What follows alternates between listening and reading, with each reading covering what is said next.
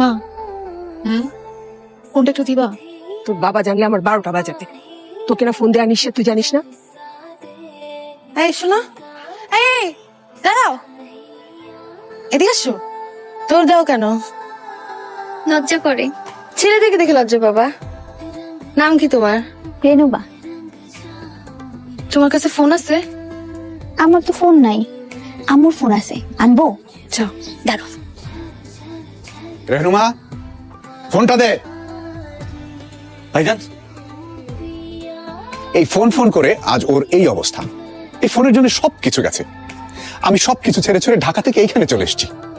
এরপরেও তোমরা যদি কেউ ওকে ফোন দাও, তাহলে আমি এমন জায়গায় চলে যাব যেখানে কোনো ফোন থাকবে না। বাবা, তুমি সবসময় আমার সাথে এরকম করো।